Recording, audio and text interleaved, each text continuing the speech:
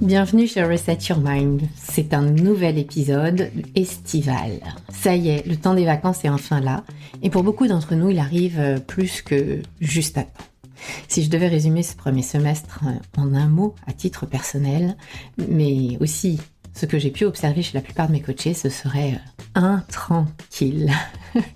Vous savez, cette sensation de toujours être en alerte, ce bruit de fond permanent, cette hyper-vigilance qui nous accompagne partout, tout le temps, et qui finit par nous épuiser plus que l'on ne veut bien l'admettre. Et puis arrivent les vacances, enfin, tant attendues. Ce moment où l'on espère enfin souffler. Mais où souvent, on continue à vouloir optimiser, rentabiliser, profiter de chaque minute. Comme si ralentir, chiller ou être simplement là, à profiter, était devenu un luxe avec une énorme arrière-pointe de culpabilité. Je me trompe ? Alors cet été, moi j'avais envie de vous proposer quelque chose de différent pour vous aider à déconnecter. Des épisodes moins opérationnels que d'habitude, moins comment faire et davantage comment réfléchir autrement. Parce que l'été, c'est aussi une formidable période pour faire du tri dans ses habitudes, de faire ou de penser, faire de la place pour se questionner, pour laisser quelques idées nous accompagner au bord d'une piscine, pendant une balade ou au détour d'un café. J'ai donc sélectionné 4 épisodes de Reset Your Mind autour de livres qui m'ont profondément marqué ces derniers mois. Des livres qui m'ont fait réfléchir, qui m'ont bousculé et parfois même qui m'ont obligé à changer de regard. Ces épisodes sont une invitation à faire un pas de côté, à vous offrir un peu d'espace. Une introduction aussi, puisque vous pouvez aussi aller les lire en totalité et me partager vos retours, je serai ravie de les avoir. Mais c'est surtout une invitation à vous autoriser à penser autrement, sans objectif à atteindre, sans performance à prouver ou à démontrer, juste pour le plaisir de la curiosité. Parce que parfois, une idée, une phrase ou un livre peuvent devenir le début d'un grand reset. Alors très bel été à vous et bonne écoute. Faites-vous partie de ce type de personnes pour qui avoir besoin de 3 cafés pour démarrer la journée est le quotidien ? De dormir éventuellement avec des somnifères est devenu aussi une certaine normalité, un certain accessoire. Ou peut-être ce petit verre le soir, très souvent, pour décompresser. Dans certains milieux, prendre de la coke ou autre peut aussi être une solution pour tenir le rythme. C'est presque devenu excusable d'ailleurs, parce qu'il faut réussir, parce qu'il faut performer, parce qu'il faut tenir. Lorsque j'ai lu le livre de Gabor Maté, Le mythe de la normalité, il a remué énormément de choses. Il m'a aussi permis de laisser un paquet de choses que je considérais comme clés dans ma réussite de vie, sur le bas-côté de la route.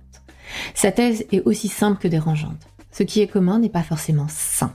Et nous avons normalisé des modes de vie qui nous rendent malades. Et nous continuons, pourtant, de les admirer. Et c'est là le pire paradoxe qui soit dans cette approche-là, c'est que nous nous empoisonnons au quotidien, mais nous continuons d'admirer ce résultat, ce fake result que cela apporte. Aujourd'hui, nous appelons ça de la réussite. Et nos corps, eux, appellent cela de la survie. Alors aujourd'hui, je vous invite à réécouter l'épisode que j'avais dédié aux 5 plus grandes claques que m'a infligé ce livre et pourquoi je pense qu'il est devenu indispensable pour tous les dirigeants, managers, entrepreneurs et plus largement tous ceux qui ont appris à tenir, coûte que coûte, de s'autoriser à prendre un pas de recul, s'autoriser à interroger le pourquoi de s'imposer ça au quotidien. Parce que la vraie question n'est plus « qu'est-ce qui ne va pas chez moi ?» C'est une question qui peut arriver assez fréquemment, mine de rien. La vraie question n'est plus « qu'est-ce qui ne va pas chez moi ?» mais plutôt « qu'est-ce que j'ai appris à considérer comme normal qui, accessoirement, me tue à petit feu ?» Installez-vous et bonne écoute.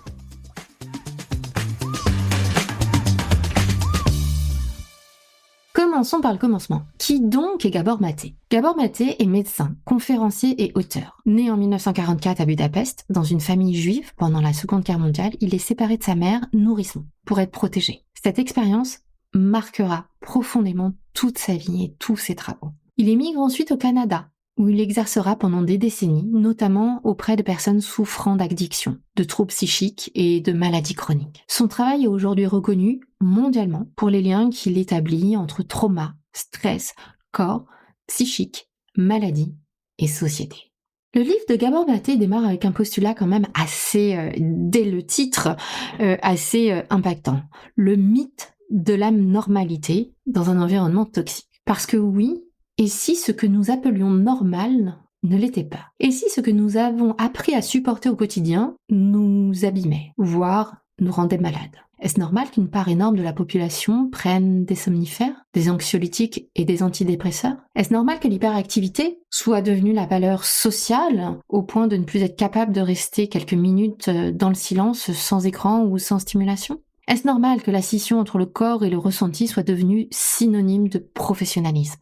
Tu sais, ne pas t'effondrer en réunion, ne pas t'énerver en réunion, garder la face, jouer du poker face. Je ne compte plus les fois où en session, je vous entends, je t'entends, je suis épuisée mais il faut que je tienne, ça va passer. Je suis malade mais je peux pas m'arrêter, je peux pas, c'est pas possible, mon équipe a besoin de moi. Ou j'ai des examens médicaux à faire mais j'ai pas le temps.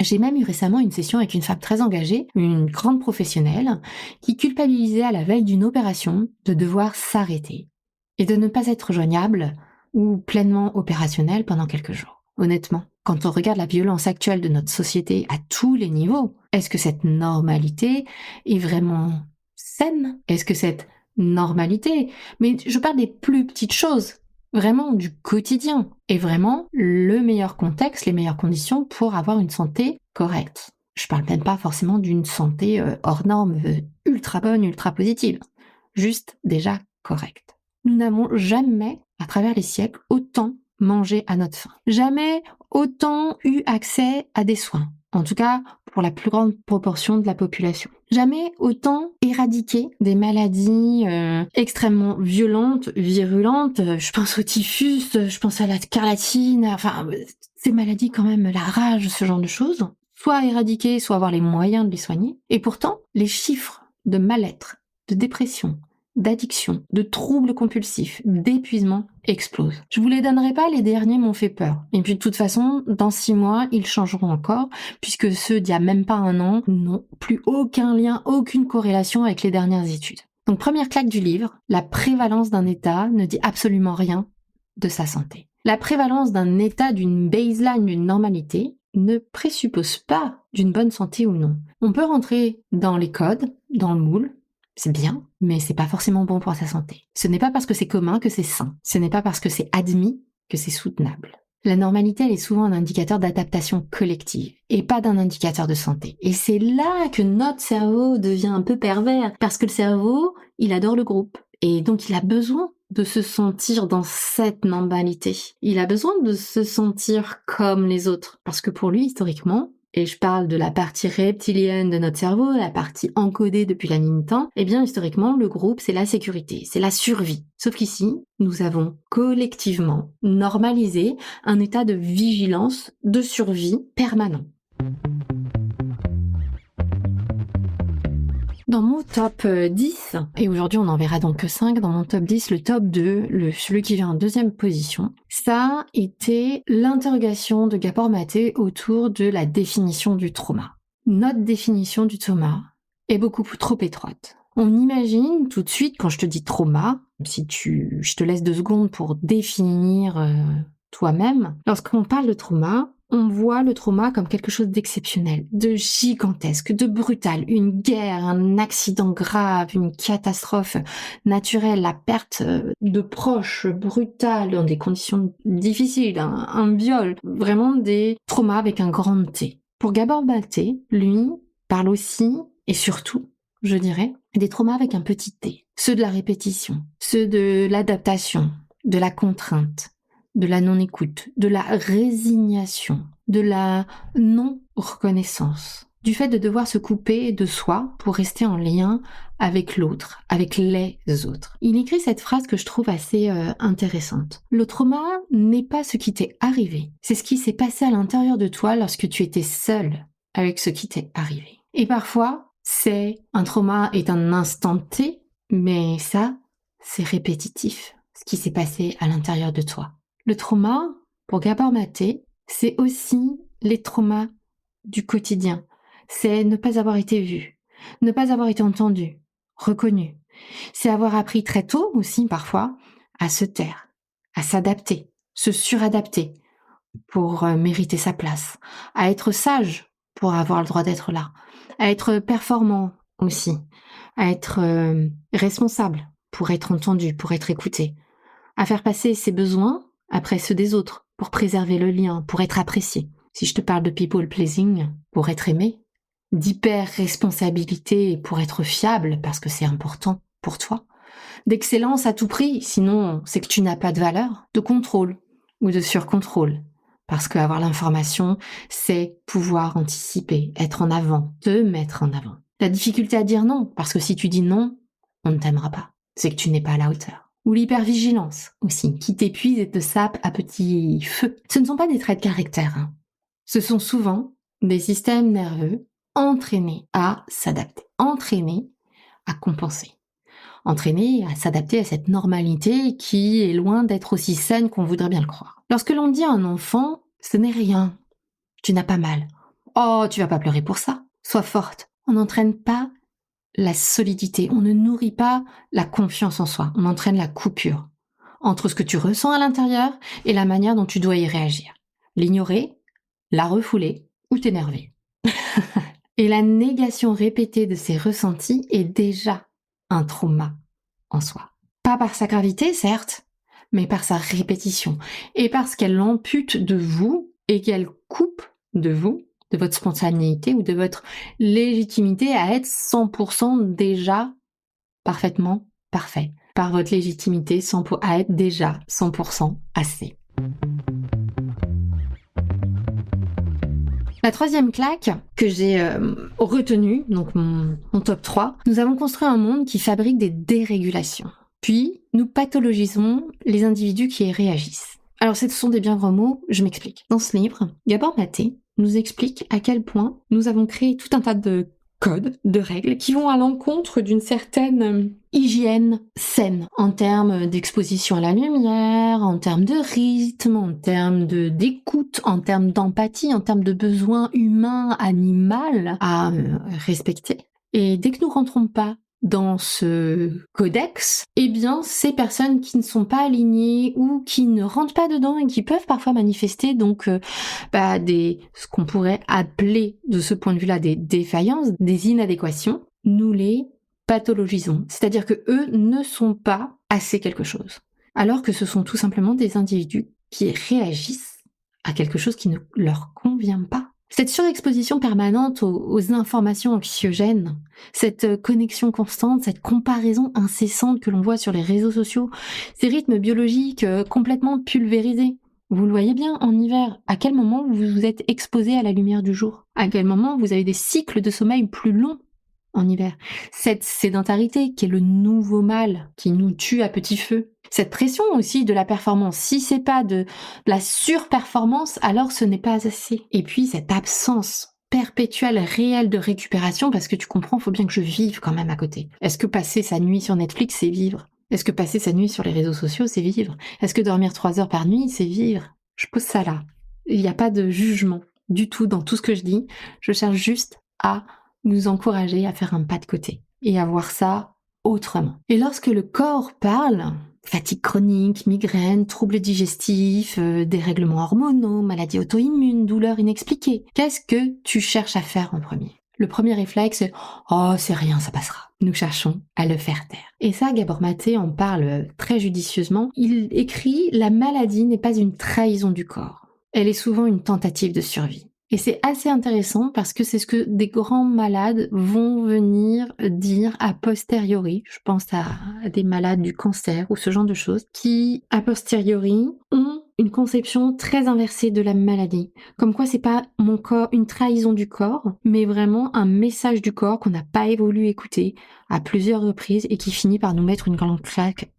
Un de ces 4. Parce que oui, le corps paye ce que nous normalisons, le corps paye ce que nous refusons de voir, ce que nous refusons d'écouter. Et beaucoup de ce que nous appelons troubles aujourd'hui sont tout simplement des réponses saines à un environnement qui ne l'est pas. Et c'est là d'ailleurs que le livre prend, à mon sens, une dimension encore plus vertigineuse. Lorsque Gabor Maté parle maintenant d'épigénétique, de sécurité et de modèle biopsychosocial. Promis, ça va être court et ça va être accessible. Parce que Gabor Maté, il ne parle pas seulement de psychologie ou de physiologie. Il parle d'une alchimie entre les deux. Il parle de biologie, de cellules, de tissus, de système nerveux, certes, mais il s'appuie beaucoup sur ce qu'il appelle le modèle biopsychosocial. C'est une approche qui dit une chose qui semble simple et pourtant révolutionnaire. On ne peut pas comprendre la santé. Le corps n'est pas juste une machine, une mécanique. On ne peut pas comprendre la santé ou la maladie en regardant seulement le corps, sous cet angle machine, mécanique. La biologie, la psychologie et le social ne sont pas trois sujets différents. Ce sont trois dimensions d'un même système vivant. Autrement dit, ton corps, tes émotions, ton histoire, ton environnement, tes relations, ton rythme de vie, ta culture, tout cela agit en permanence ensemble. Le social devient biologique, le relationnel devient physiologique et l'émotionnel devient cellulaire. C'est pour ça que cette coupure entre l'émotion, la tête, le sensé, le rationnel et le corps ne fait pas sens. Gabor Maté s'appuie aussi beaucoup sur les travaux en psychoneuroimmunologie et en épigénétique, qui montrent que nos gènes ne sont pas ou n'ont pas un destin figé, contrairement à ce que l'on pense, et juste un héritage. Nos gènes s'activent ou se désactivent en fonction de notre environnement. Ils se déploient, se renforcent ou non en fonction de notre environnement. Alors certes, ça a la marge, il ne va pas nous pousser des ailes du jour au lendemain, mais ça vient impacter tout notre organisme. Ce ne sont pas les gènes qui changent, c'est leur expression. Et ce qui influence le plus cette expression, ce sont les stress chroniques, la qualité du lien, le sentiment de sécurité ou d'insécurité, l'environnement émotionnel aussi, la pression que l'on se met ou que l'on subit, les contraintes, les rythmes. Autrement dit, ce que tu vis au quotidien entre littéralement dans ta biologie, dans ton héritage, justement, que tu transmettras. Gabor Maté le dit aussi très clairement, le corps n'est pas séparé de ton histoire. Il est l'endroit où ton histoire s'inscrit. Alors à tous ceux qui ont traversé des moments difficiles, oui, ça s'est inscrit dans votre corps et oui, ça explique une partie de certaines de vos réactions. En revanche, je vais juste faire un aparté ici qui est, ça ne vous définit pas pour autant. Je sais que certains ont traversé des moments extrêmement difficiles ou traversé des traumas. Oui, ils sont là, mais ça ne définit pas qui vous allez être demain. Et ça ne définit pas ce que vous serez capable de réaliser demain. Ça fait partie de vous, certes, mais c'est passé. Je reviens à Gabor Maté. Quand on vit dans un environnement perçu comme insécure, pression permanente, peur de décevoir, conflit, suradaptation, absence de récupération, d'apaisement, le système nerveux reste activé en permanence. Je parle souvent au coaching d'hypervigilance, d'être toujours sur le qui-vive aussi. Vous savez, cette sensation de toujours oublier quelque chose. Est-ce que mon portable est là? Les enfants, le machin, le sac, on a pensé à telle chose, à tel truc. Adrénaline, cortisone, hypervigilance, ça fait un cocktail détonnant à l'intérieur de votre corps. Et ce système-là n'est pas fait pour être allumé toute la journée, H24, 365 jours par an, et encore moins pendant des années. Quand c'est le cas, le corps, au bout d'un moment, il ne gère pas. Il se reconfigure, donc il essaye d'absorber tout ça. Et c'est pour ça qu'on voit autant de maladies auto-immunes exploser ces dernières décennies. Pas parce qu'on les traque mieux, mais parce que le corps, il essaye de gérer. Alors, ça se traduit par de l'inflammation chronique, par des dérèglements hormonaux, l'affaiblissement des systèmes immunitaires, troubles digestifs, la fatigue profonde aussi. Je pourrais vous parler, je sais pas, d'eczéma, par exemple, ou d'asthme. Ce n'est pas un problème de volonté. Ce n'est pas un problème de mindset, c'est une adaptation biologique de votre corps qui essaye de s'adapter à ce contexte. Le corps, il répond pas à ce qu'on se raconte. Et c'est en ça où apprendre à gérer son stress, apprivoiser son stress ou ses émotions est devenu capital. Parce que le corps ne répond pas à ce que l'on se dit. Je vais bien, tout va bien, non mais il n'y a pas de problème, le stress est dans la tête. Non, le corps, il répond à ce qu'il perçoit à l'intérieur de lui. Et la sécurité n'est pas un concept de bien-être, c'est une condition biologique. Un système nerveux qui se sent en danger trop longtemps, perpétuellement, il ne fabrique pas de la santé, il fabrique de l'adaptation. Et l'adaptation, forcément, c'est au détriment d'autre chose. Et enfin, dans la dernière partie, la fin de mon top 5 d'aujourd'hui, j'aimerais vous parler de ce que nous confondons entre solidité et coupure. Là, on touche peut-être l'une des plus grandes confusions, je pense, de notre époque. Nous appelons solidité ce qui est parfois de la dissociation. Nous appelons force, ce qui est parfois de l'anesthésie. Et nous appelons professionnalisme, ce qui est parfois de la coupure. La vraie solidité, c'est pas de ne rien sentir. C'est pas d'être imperturbable à longueur de temps. C'est pas d'être insensible à tout ce qui se passe autour de nous. La vraie solidité, ou de ne pas réagir d'ailleurs. La vraie solidité, c'est sentir et ressentir et autoriser tout ce qui remonte, tout ce qui se déclenche, mais sans se perdre pour autant. Or, notre société valorise surtout des individus fonctionnels, pas des individus reliés ou connectés. Et je le vois dans le monde de l'entreprise, c'est encore plus flagrant. Beaucoup de leaders, de managers, d'entrepreneurs que j'accompagne manquent pas de compétences. C'est très très très rare. Ils manquent de sécurité intérieure, de confiance en eux, de s'autoriser à ne pas être dans cette réunion, de s'autoriser à dire non à ce scope de plus, parce que sinon c'est qu'ils ne sont pas encore assez à la hauteur. Et c'est pas parce qu'ils sont fragiles, ou elles, mais parce que le monde dans lequel nous vivons, nous a appris à réussir à travers de ne jamais lâcher. On ne nous a jamais appris à se réguler, à écouter ce que le corps justement nous dit.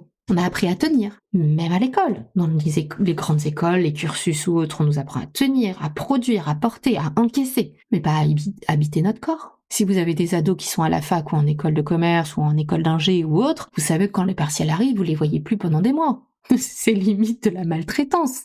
On ne nous apprend pas à habiter notre corps, à écouter les signaux, à reconnaître quand le système est en train de passer en mode survie. Or, un système nerveux en danger ne cherche pas l'épanouissement, ne cherche pas à s'écouter, il cherche à durer. Encore une fois, il est là pour vous préserver, assurer votre survie. Donc plus il y a eu de l'entraînement à ne pas s'écouter, plus il y a des autoroutes neuronales qui sont ancrées dans votre cerveau, qui sont encore mieux que des toboggans à Aqualand. Et forcément, on préférera toujours passer par là. Sauf qu'à court terme, si ça sauve, à long terme, ça coûte. À long terme, ça sape. À long terme, ça use le corps. Ça use la clarté, ça use le lien, les interactions sociales aussi, et la capacité à ressentir, à se connecter. Alors pour finir cette première partie, j'ai envie de te laisser avec quelques questions à emporter avec toi. Parce que pendant longtemps, la question que j'avais en session de coaching très fréquemment dans les premières sessions, c'était mais qu'est-ce qui ne va pas chez moi ? Ou alors j'ai ça qui va pas. C'est quoi la solution ? Quelle est la solution ? J'ai ce problème-là, il faut le résoudre, il faut me réparer. Et si la vraie question n'était pas qu'est-ce qui ne va pas chez moi, mais plutôt qu'est-ce que ce monde m'a appris à normaliser ? Qu'est-ce que ce monde a fabriqué en moi, a laissé en moi comme trace ? Et si tu étais déjà assez ? Mais que ce assez ne rentrait juste pas dans une normalité à interroger. Dans le prochain épisode, je te parlerai de ce que l'on peut faire de cette lucidité, comment on commence à ajuster, à réguler, à s'autoriser, à se reconnecter. J'ai encore pris plusieurs claques à travers ce livre. Je te les partagerai avec une grande générosité. D'ici là, emporte avec toi cette semaine cette question. Qu'est-ce que j'appelle normal ? Et qu'est-ce qui ne l'est peut-être pas pour mon corps ?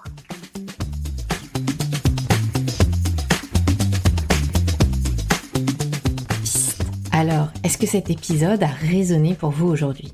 Si c'est le cas, notez-le, commentez-le ou même mieux, partagez-le à quelqu'un qui en a besoin. Parfois, ce simple geste peut tout changer. Et je vous dis à la semaine prochaine pour un nouvel épisode estival. Et si vous souhaitez tester le coaching, je vous prépare énormément de choses à la rentrée. Donc n'hésitez pas à me contacter, vous allez trouver tous les liens dans les commentaires de l'épisode et vous inscrire à la newsletter pour ne rien rater. La rentrée s'annonce sympa. Je vous prépare plein de choses pour vous aider à traverser cette période de fin d'année qui va être tout aussi chargée.